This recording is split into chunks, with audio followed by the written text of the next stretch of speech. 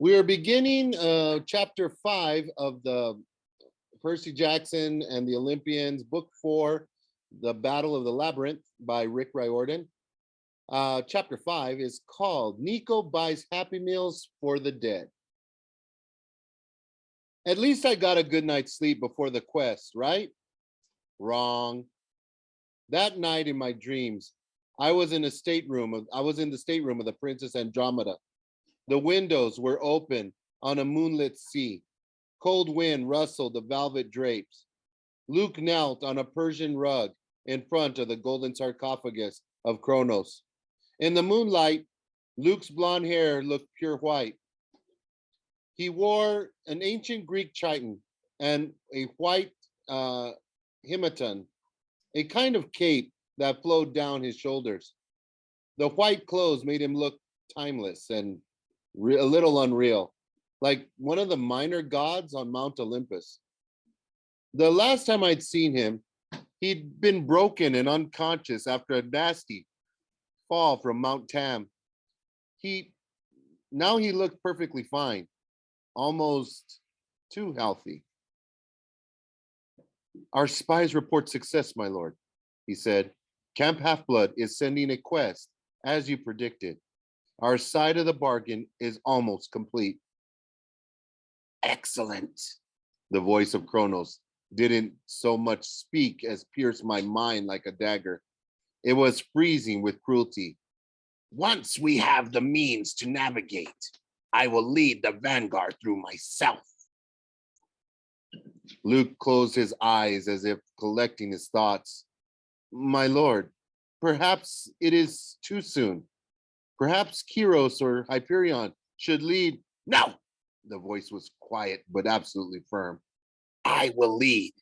One more heart shall join our cause, and that will be sufficient. At last, I will rise fully from Tartarus. But the form, my lord, Luke's voice started shaking. Show me your sword, Luke Castellan. A jolt went through me, and I realized I never heard Luke's last name before. It had never occurred to me. Luke drew his sword. Backbiter's double edge glowed wickedly. It's half steel, half celestial bronze. I'd almost been killed several times by that sword. It was an evil weapon, able to kill both mortals and monsters. It was the only blade I really feared. You pledged yourself to me, Kronos reminded him. You took this sword as proof of your oath. Yes, my lord. It's just you wanted power. I gave you that. You are now beyond harm. Soon you will rule the world of gods and mortals. Do you not wish to avenge yourself? To see Olympus destroyed? A shiver ran through Luke's body. Yes. The coffin glowed, and golden light filled the room. Then make ready the strike force. As soon as the bargain is done, we shall move forward. First, Camp Half-Blood will be reduced to ashes. Once those bothersome heroes are eliminated, we will march on Olympus. There was a knock on the stateroom doors. The light of the coffin faded, and Luke rose. He sheathed his sword and adjusted his white clothes and took a deep breath. Come in. The doors opened. Two Dryachne slithered in, snake women with double serpents trunks instead of legs. Between them walked Callie, the Imposa cheerleader from my freshman orientation. Hello, Luke, Callie smiled. She was wearing a red dress. She looked awesome, but I'd seen her real form, and I knew what she was hiding.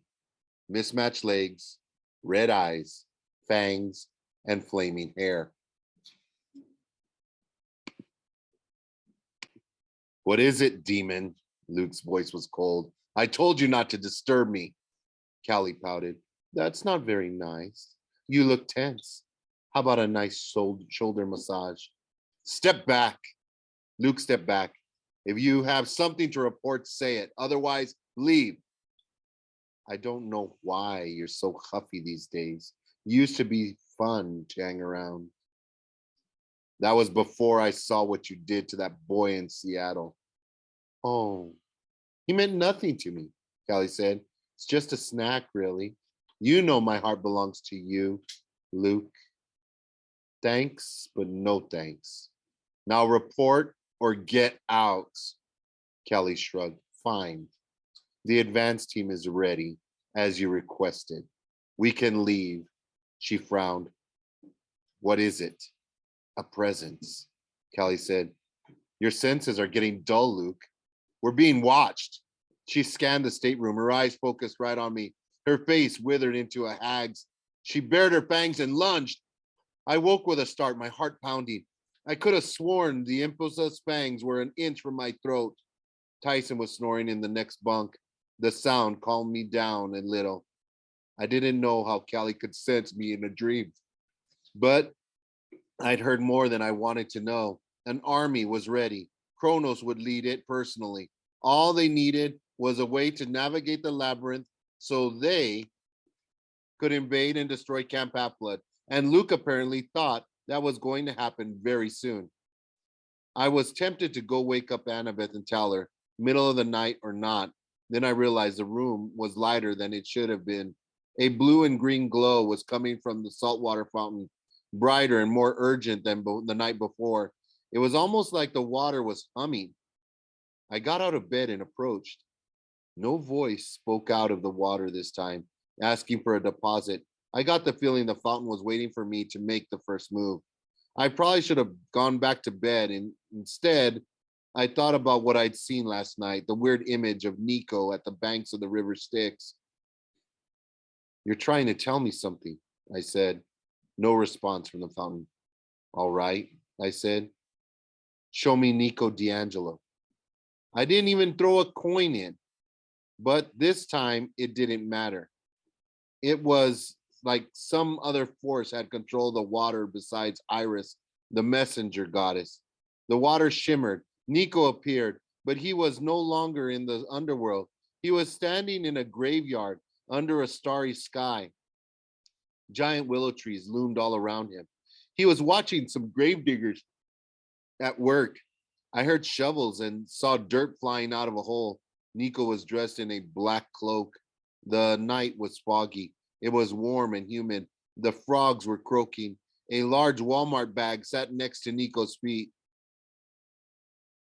Is it deep enough yet? Nico asked. He sounded irritated.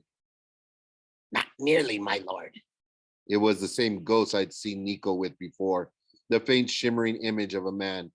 But, my lord, I will tell you, this is unnecessary. You already have me for advice. I want a second opinion. Nico snapped his fingers and the digging stopped. Two figures climbed out of the hole. They weren't people. They were skeletons in ragged clothes. You're dismissed, Nico said. Thank you. The skeletons collapsed into piles of bones. You might as well thank the shovels, the ghost complained.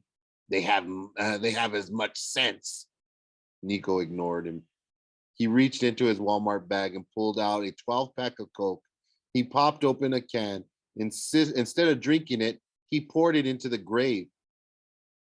Let the dead taste again, he murmured. Let them rise and take this offering. Let them remember. He dropped the rest of the Cokes into the grave, and he pulled out a white paper bag decorated with cartoons. I hadn't seen one in years, but I recognized it. A McDonald's Happy Meal.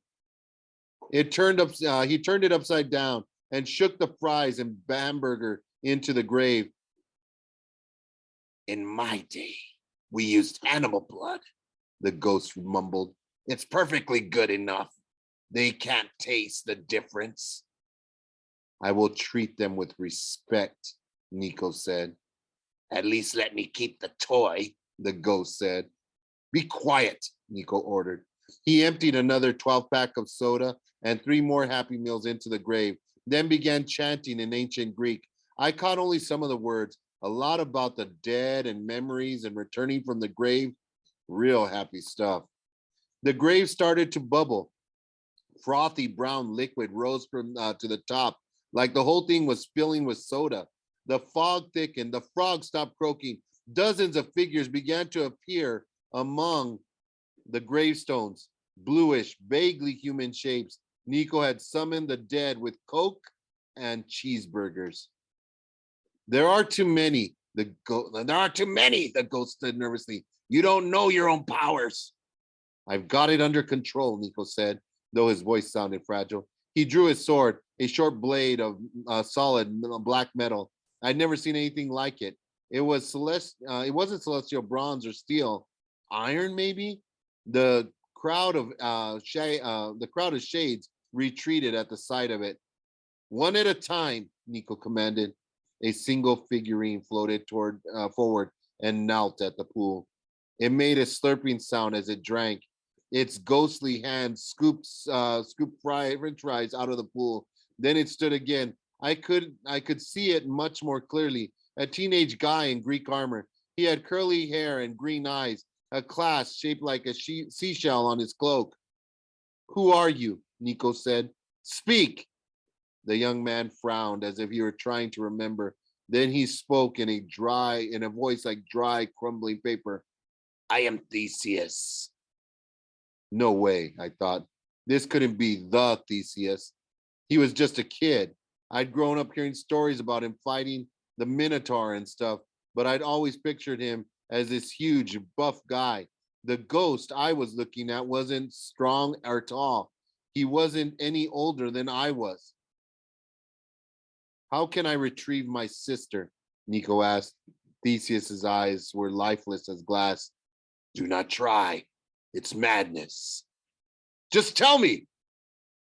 My stepfather died, Theseus remembered. He threw himself into the sea because he thought I was dead in the labyrinth.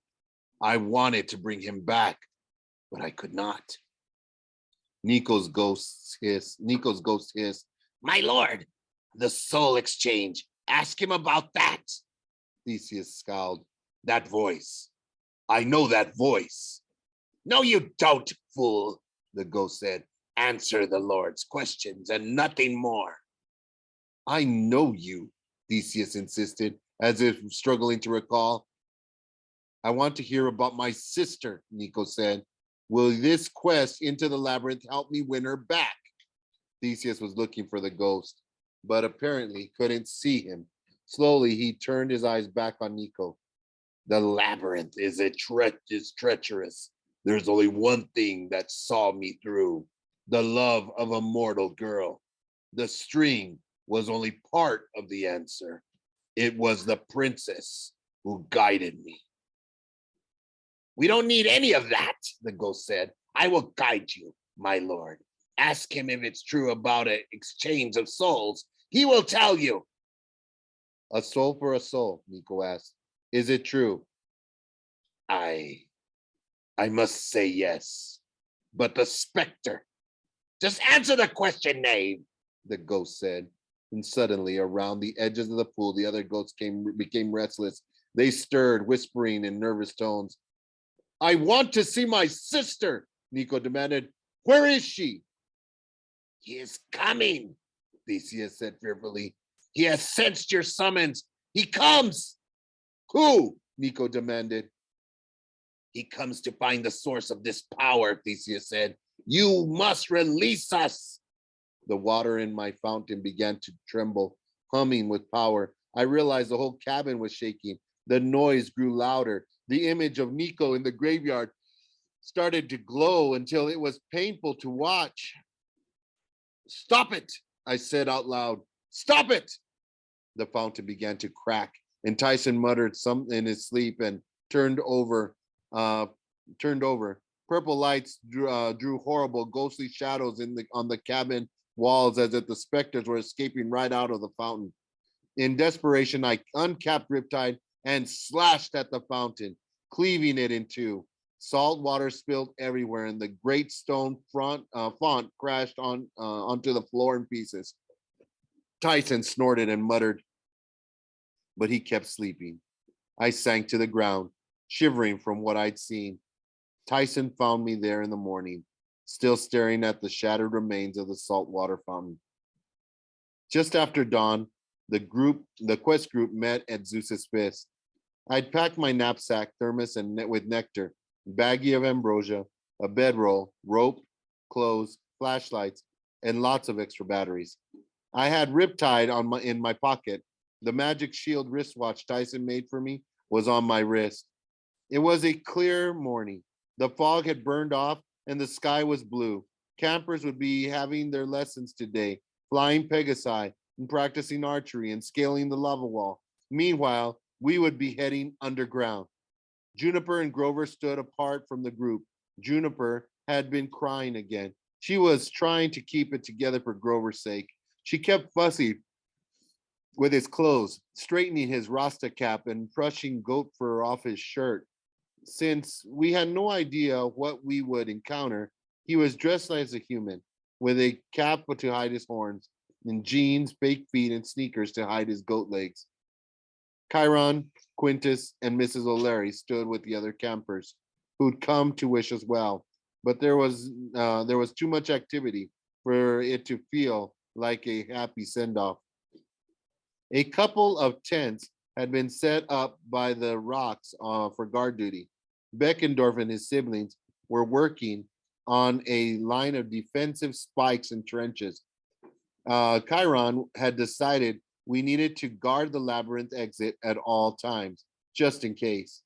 Annabeth was doing one last check on her supply pack when Tyson and I came over. She frowned. Percy, you look terrible. He killed the water fountain last night, Tyson confided. What? Before I could explain, Chiron trotted over. Well, it appears you are ready. He tried to sound upbeat, but I could tell he was anxious. I didn't want to freak him out anymore, but I thought about last night's dream. And before I could change my mind, I said, Chiron, can I ask you a favor while I'm gone?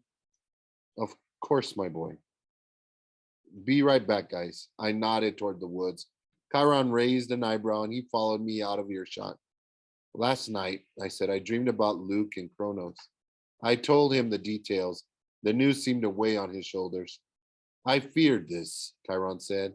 Against my father, Kronos, we would stand no chance in a fight. Chiron rarely called Kronos his father. I mean, we all knew it was true. Everybody in the Greek world, god, monster, or titan, was related to one another somehow, but it wasn't exactly something Chiron liked to brag about. Oh, my dad is the all-powerful evil titan lord who wants to destroy Western civilization. I want to be just like him when I grow up. Do you know what he means about a bargain? I asked. I am not sure, but I fear they seek to deal with Daedalus. If the old inventor is truly alive, if he has not been driven insane by millennia in the labyrinth, well, Kronos can find twists, can twist anyone to his will. Not anyone, I promised. Chiron managed a smile. No, perhaps not anyone. But Percy, you must beware. I have worried for some time that Kronos may be looking for Daedalus for a different reason, not just passage through the maze. What else would he want? Something Annabeth and I were discussing. Do you remember what you told me about your first trip to the Princess Andromeda? The first time you saw the golden coffin?